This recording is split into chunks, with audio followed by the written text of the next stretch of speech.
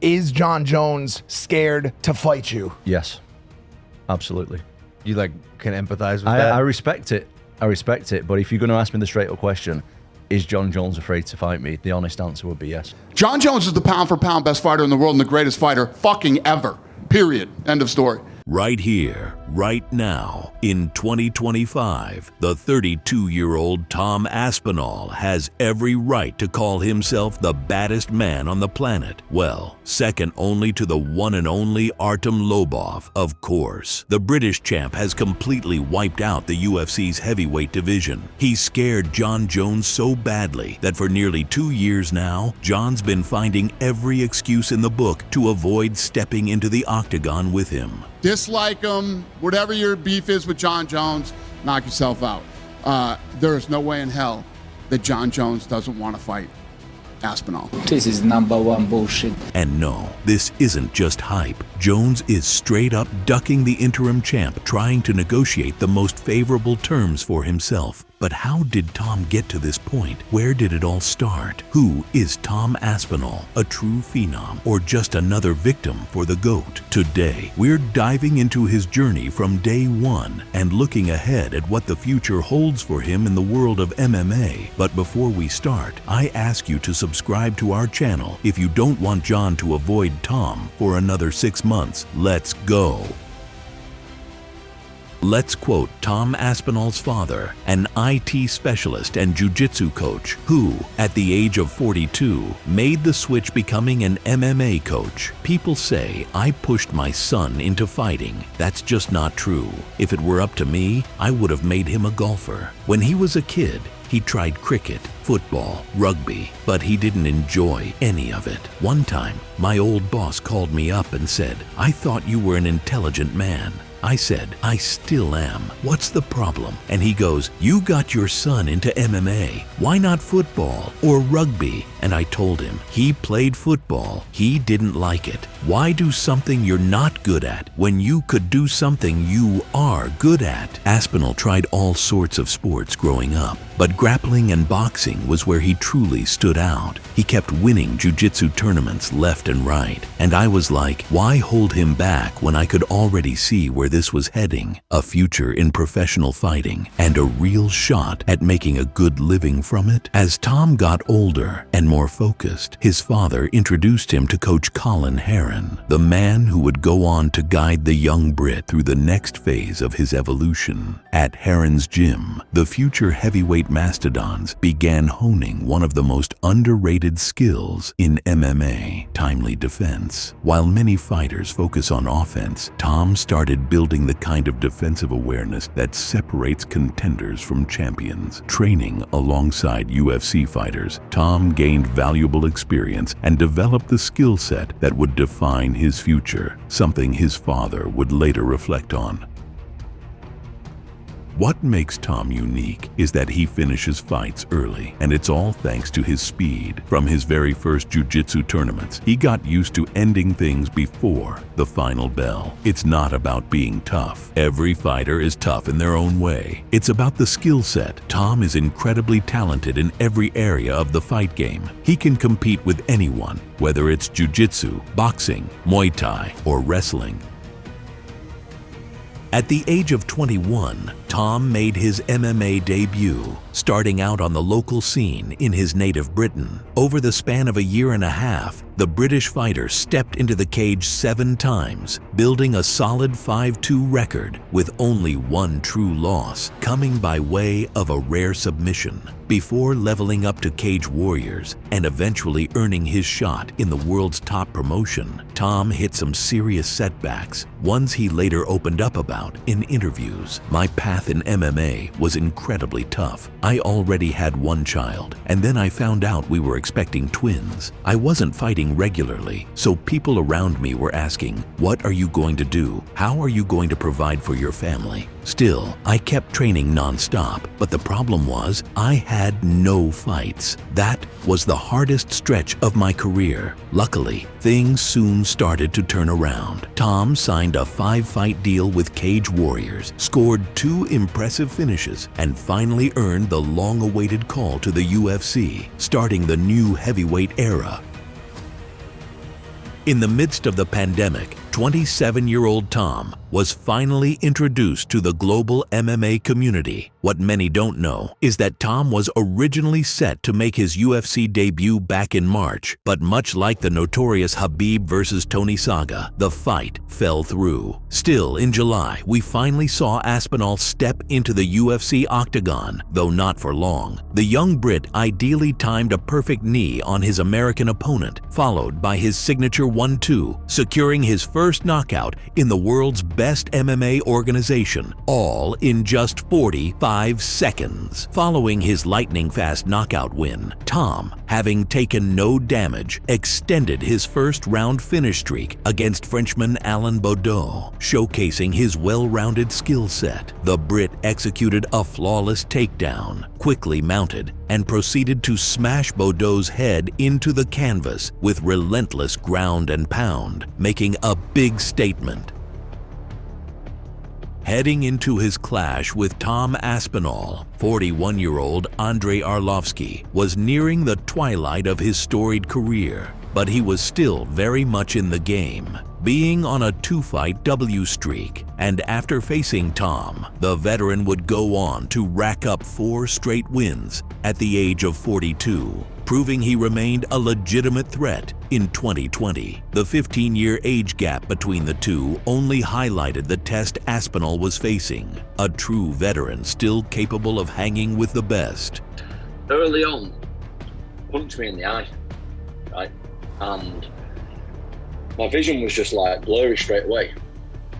And yeah, I couldn't really judge the distance too well. The fight with Andre was the toughest Tom had, he later admitted himself. The Belarusian landed some solid shots during the exchanges and even made it through the first round, something few had managed against the British hitman. But in the end, Arlovski was choked out in the second round. After another dominant finish, Tom's stock skyrocketed and the Brit began facing ranked opponents. His first victim was Sergey Spivak, who was also sent to the Shadow Realm in the very first round after a brutal elbow from the clinch.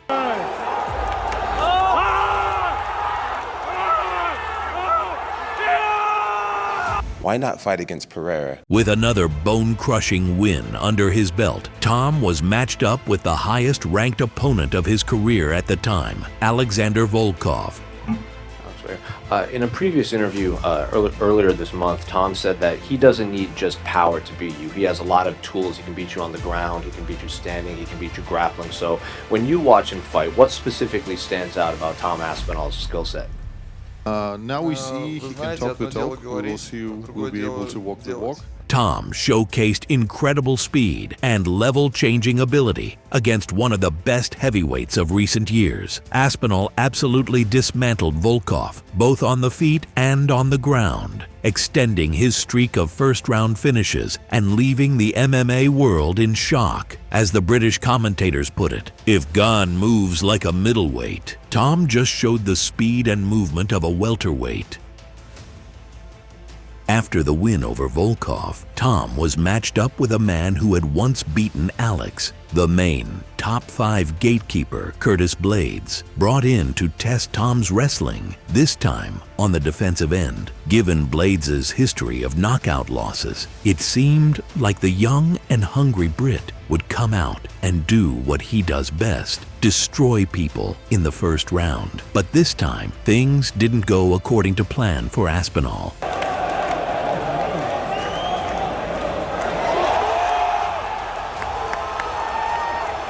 Tom stayed true to his style and finished the fight in the first round, though this time he finished himself. Is he fucking awesome? The young Brit suffered a serious knee injury and was sidelined for an extended period, but he vowed to come back stronger, and this time it didn't sound like your typical fighter cliché. Ahead of his highly anticipated comeback, Tom opened up about knee injury. Surprisingly, the Brit said he was actually glad to finally get his knee fixed, admitting it had been bothering him for a long time. I'm mentally in a very good place. The knee is something that was bothering me for a long time, a fucking long time. And I just never wanted to get it fixed, you know. The idea of surgery, Yeah. I just don't like the idea of surgery. But on that particular instance, I was left with no choice because I couldn't move my leg. Oh shit, excuse me. For his return, Tom was given a relatively easy matchup. It seemed like even on one leg, he could get the job done. And sure enough, Aspinall didn't disappoint, coming back stronger than ever, smashing the pole in under a minute.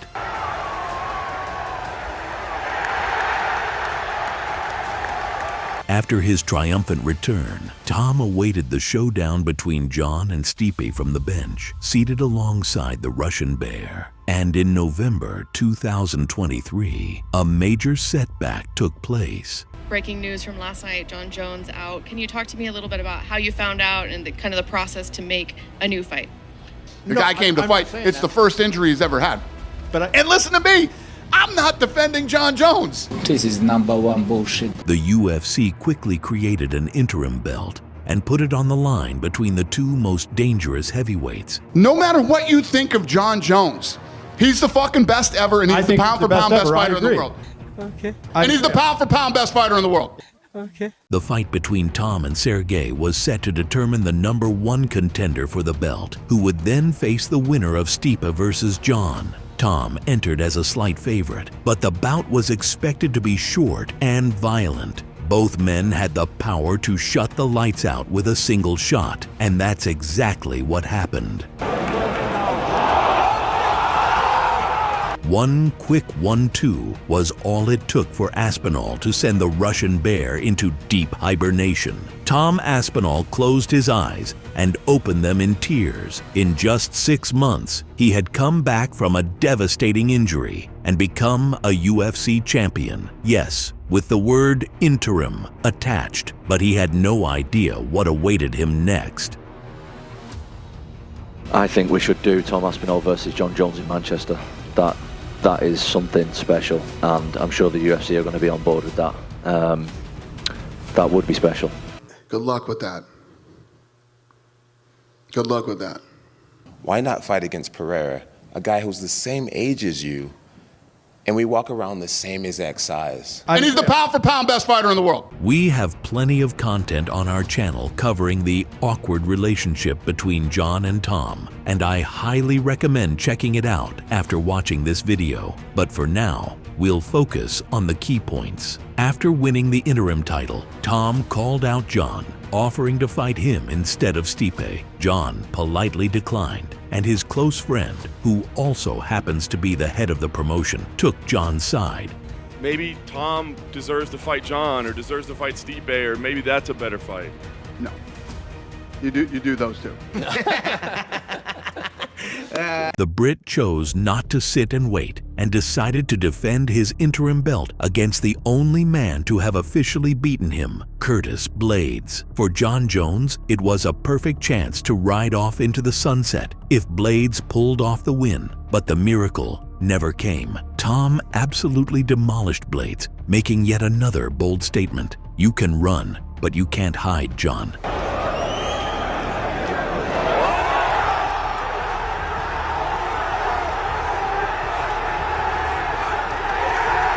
And just like that, Aspinall became the first man in 11 years to defend an interim title, while Jon sat on his ranch, waiting for Stipe to find time to train between firehouse shifts. Jon Jones is the pound-for-pound best fighter in the world and the greatest fighter fucking ever. Period. End of story. The UFC pushed Jon and Stipe's fight to November 2024, a fight no one cared about except Jon himself, and Dana, of course. The greatest fighter to ever live, ever, is fucking Jon Jones. In a build-up to a bout of such supposed magnitude, all the talk was about Tom, and that seriously got under Jon's skin. I'm being completely honest. I feel like Tom's been such an asshole that I don't want to do business with him. The American tried to push some weird beef with Stipe, but it came off as forced and awkward, and the buzz around Tom didn't fade one bit.